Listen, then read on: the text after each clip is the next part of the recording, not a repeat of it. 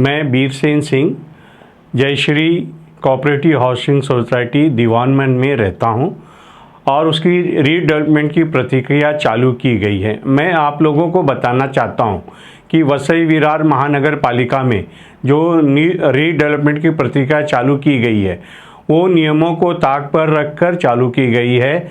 कोई भी सोसाइटी में जो रीडेवलपमेंट का कार्य हो रहा है कोई भी पेपर वर्क कंप्लीट नहीं किया गया है। मैं जयश्री सोसाइटी के रीडेवलपमेंट के प्रतिक्रिया के बारे में आप लोगों को बताना चाहता हूं।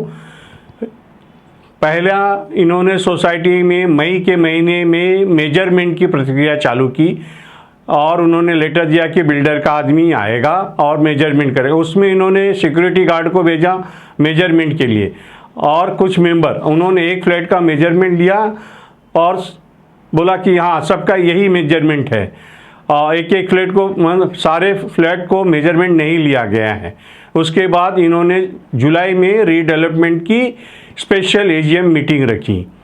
उसके बाद इन्होंने सितंबर में एजीएम रखा। एजीएम में रीडेवलपमेंट की प्रतिक्रिया के लिए 3 ऑफ़र मंगाए थे। उसमें जो 3 ऑफ़र मंगाए थे उसके अंदर इन्होंने जो ऑफ़र मंगाए उसमें भोईर बिल्डर को इन्होंने अप्रूवल दिया है, जबकि हमने जो रजिस्ट्रार ऑफिस से पेपर मंगाए हैं उसके अंदर 4 बिल्डर को ऑफ़र दिखाया गया है और उसके अंदर जो रजिस्ट्रार ने 79A में स्वीट होम कंस्ट्रक्शन कंपनी को मान्यता दी है, जो कि एजीएम के कोटेशन में दिखाया ही गया नहीं है। और मैं आप लोगों को बताना चाहता हूं कि हमारे वसई विरार महानगर पालिका में जो रीडेवलपमेंट का कार्य चल रहा है, जैसे कि मैं दीवानमंद के बारे में बताना चाहता हूं कि हमारे यहाँ पर जैसे कि एक बेल्ट में संदेश यादव, दूसरे बेल्ट में नारायण मानकर, इन लोगों ने आपस में एरिया बांट करके ले लिया है। तो एक तरफ नारायण मानकर, एक तरफ संदेश यादव। अब क्या कर रहे हैं ये लोग कि अगर हम कोई बिल्डर लाना चाहते हैं तो उसको ये लोग अलाउ नहीं करते हैं। ये लोग अपनी मनमानी तरीके से रीडेवलपमेंट का कार्य कर रहे हैं। मेंबरों को जो बेनिफिट देना चाहिए वो बेनिफिट नहीं दे रहे हैं। उसमें ये बोल रहे हैं आपका एक फ्लोर ज़्यादा बनाया गया है, आपका एरिया कम है, जिसकी वजह से हम आपको ज़्यादा बेनिफिट नहीं दे सकते हैं। और रिकंस्ट्रक्शन चार्जेस ये लोग जो एरिया में अभी फ़िलहाल चल रहा है उससे ज़्यादा मांग रहे हैं। रेंट भी जो दे रहे हैं ये लोग बहुत कम दे रहे हैं। आज के डेट में 1 रूम किचन अगर हम लेने जा रहे हैं तो 12,000 से 15,000 का रेट चल रहा है, जो कि ये बोल रहे हैं हम 10,000 देंगे, जिससे कि लोगों को अपने खीसे से पैसा लगाना पड़ेगा। उसके बाद मैंने सोसाइटी को काफ़ी सारे पत्र दिए कि रीडेवलपमेंट में जो मेजरमेंट की प्रक्रिया की गई है वो बराबर नहीं है। उन्होंने वो लेटर लेने से इनकार कर दिया, रिफ्यूज़ कर दिया, जो कि मेरे पास वो पत्र है। उसके बाद मैंने जो बिल्डर का रीडेवलपमेंट की प्रतिक्रिया की गई उसके बारे में भी पत्र दिया कि ये जो व्यवहार किया गया है वो गलत तरीके से किया गया है, वो भी पेपर उन्होंने नहीं लिया। उसके बाद मैंने रजिस्ट्रार के पास रीडेवलपमेंट की प्रतिक्रिया जो की गई है उसके पेपर्स मैंने मंगाए। रजिस्ट्रार ने भी जो पेपर हमको दिए हैं आधे अधूरे पेपर्स दिए और उन्होंने जो पेन ड्राइव दिया था वो इनकरप्टेड पेन ड्राइव था, जिसमें कि फुटेजेस हम देख नहीं सकते हैं।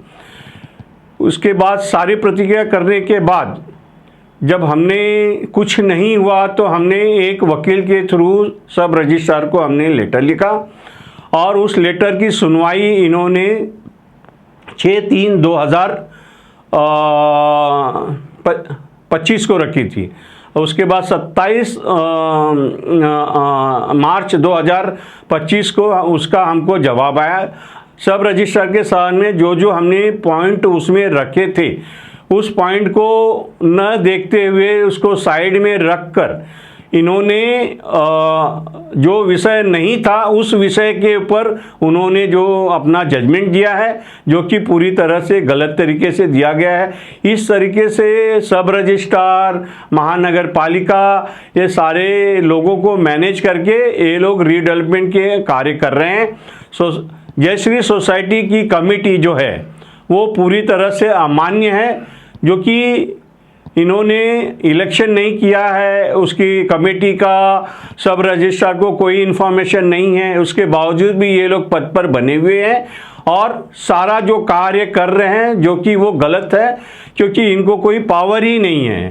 पावर नहीं होने के बावजूद भी ये लोग सब कार्य कर रहे हैं और ये लोग सारे मेंबर्स को सोसाइटी में बुला बुला के वो बोले कंसर्न लेटर आप साइन करिए, आपको ये बेनिफिट देंगे। हर मेंबर को अलग अलग तरीके से बुला के प्लान दिखाते हैं और उसके बाद उसको बोलते हैं आपको इतना एरिया मिलेगा, आपको ये मिलेगा, ये बेनिफिट मिलेगा। लोगों को गुमराह कर रहे हैं। जब इनिशियली जब हमने ये 2 जुलाई को जब इन्होंने 79A के AG मीटिंग रखी थी, उस वक्त उसके अगेंस्ट में मेरे पास लोगों ने 51 मेंबर ने साइन दिया था कि हमें ये मंजूर नहीं है। उसके बाद इन्होंने एक एक मेंबर्स को अलग तरीके से बुला के सारी 79A की प्रतिक्रिया इन्होंने गलत तरीके से संपूर्ण की। उस मीटिंग में 79 की मीटिंग जो थी उसमें जो भोईर बिल्डर और जो हमारे माजी नगर सेवक हैं कल्पेश मानकर जी भी आए थे और उनके कुछ लोग भी आए थे, जो कि हम लोगों के ऊपर दबाव बनाए और मुझे मीटिंग से इन लोगों ने ज़बरदस्ती झगड़ा करके वहाँ से मुझे निकाल दिया गया, जिसके मुझे मीटिंग के बारे में कोई भी इन्फॉर्मेशन पूरी तरह से पता नहीं है और इन्होंने 79 की प्रतिक्रिया पूरी कर ली है। तो इस तरीके से वसई विरार महानगर पालिका में रीडेवलपमेंट का प्रक्रिया चल रहा है। इनका देखा जाए तो जो आज की डेट में महानगर पालिका डिसॉल्व है, बराबर है, तो उसमें जो कॉरपोरेटर हैं आज के डेट में उनके पास कोई काम नहीं है पूरे महानगर पालिका वसई विरार महानगर पालिका में। तो इन्होंने एरिया में इन्होंने क्या किया है कि अब इन्होंने रीडेवलपमेंट की प्रक्रिया चालू की है। रीडेवलपमेंट प्रक्रिया में इन्होंने क्या किया है, बिल्डर के साथ साठगांठ करके रीडेवलपमेंट कर रहे हैं और ये लोग अपना अपना बेनिफिट ले रहे हैं। ये अपने चक्कर में आज अपना बेनिफिट लेके ये लोग निकल जाएंगे और लोग बिल्डिंग बनेगी नहीं और लोग रोड पर आ जाएंगे। तो ये सारी चीज़ें को मैं आप लोगों को बताना चाहता हूं। और ये रीडेवलपमेंट के आने वाले समय में हमारा महानगर पालिका का इलेक्शन भी है, जिसमें ये लोग क्या करेंगे कि मेंबरों को धमकाएंगे कि आप लोग इनको ही वोट दीजिए, नहीं तो आपकी बिल्डिंग नहीं बनेगी। तो ये सारी गुंडागर्दी की प्रतिक्रिया चल रही है। तो आप लोगों से सबसे मेरा निवेदन है कि रीडेवलपमेंट की जो प्रतिक्रिया चल रही है उसको पूरे पेपर्स और पूरी प्रोसीजर को आप लोग देखिए, उसके बाद ही रीडेवलपमेंट की प्रतिक्रिया में आप लोग कोई भी पेपर साइन करिए।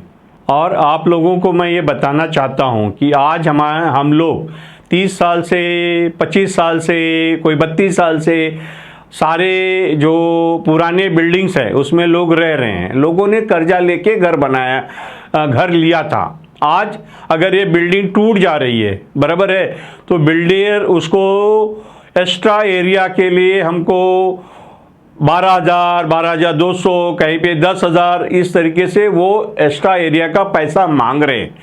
प्लस अगर हम लोग ये पैसा उनको दे रहे हैं, अगर 15,000, 20,000, 15 लाख या 20 लाख अगर वो हमको एक्स्ट्रा उनको देना है, तो फिर आने वाले समय में फिर से हमको कर्जा लेना पड़ेगा। तो हम लोगों ने जो कर्जे में ज़िंदगी बिताई, आने वाले समय में हमारे बच्चे भी जो हैं वो भी कर्ज में रहेंगे। किसी किसी को तो 40-40 लाख रुपया भरना पड़ेगा। हमारे जो जयश्री बिल्डिंग के दुकानदार बंधु हैं, उनका जो मेन रोड पे दुकान है, उनको इन लोगों ने बोला कि आपको गली की तरफ आपको दुकान लेना पड़ेगा, फ्रंट में हम लोग अपनी ऑफिस वगैरह बनाएंगे। तो ये हमारे जयश्री के बिल्डिंग के जो रहवासी उनके लिए बहुत तकलीफ की बात है। जो दुकानदार हैं वो आज उन लोगों को बहुत दुखी है, जो इतने साल से 30-30, 32-32 साल से लोग अपना धंधा कर रहे थे। अगर वो गली में जाएंगे तो उनका धंधा ही कुछ नहीं होगा। और प्लस उनको 30,000 रुपया पर स्क्वायर फीट ज़्यादा देने के लिए बोल रहे हैं। उनका जो मेजरमेंट भी किया गया है वो छज्जे के अंदर की एरिया ये लोग कवर कर रहे हैं। तो बेचारे दुकानदार बंधुओं के साथ भी बहुत गलत हो रहा है। तो मैं आप लोगों से, हर सोसाइटी के, दूसरी सोसाइटी के मेंबरों से मैं ये निवेदन कर रहा हूँ कि आप लोग जब भी कोई भी रीडेवलपमेंट का पेपर साइन करेंगे, और पूरा प्लान देखिए, पूरा प्रोसीजर समझिए, बिल्डर की कैपेसिटी रीडेवलपमेंट करने की है कि नहीं, उसका फाइनेंशियल बैलेंस शीट वगैरह देखिए, जिससे कि आप लोगों को पूरा कॉन्फिडेंस होने के बाद ही कोई भी पेपर आप रीडेवलपमेंट का साइन करिएगा। सब सोसाइटी के जो सब रजिस्ट्रार हैं और महानगर पालिका और रेवेन्यू डिपार्टमेंट, ये लोग पैसे की जोर में हर ऑर्डर निकाल रहे हैं। सब रजिस्ट्रार को पैसा दीजिए, 79 का ऑर्डर निकल रहा है। महानगर पालिका को पैसा दीजिए तो C1 की नोटिस वो निकाल रहे हैं। उसके बाद ये प्लान भी ये लोग अप्रूव करके दे रहे हैं। तो ये जो है प्रतिक्रिया बहुत गलत है। आप मेंबर्स को यही निवेदन है कि जब तक पूरा प्लान CC वगैरह अप्रूव नहीं हो जाता है तब तक कोई भी मेंबर फ्लैट खाली नहीं करे, नहीं तो ये लोग आप लोगों को बाहर फ्लैट से निकाल देंगे और आपकी बिल्डिंग ऐसे ही रहेगी और वो रीडेवलपमेंट होगी नहीं। तो आप लोगों से निवेदन है कि आप लोग कभी भी विदाउट अप्रूव्ड प्लान के आप फ्लैट खाली मत करिए।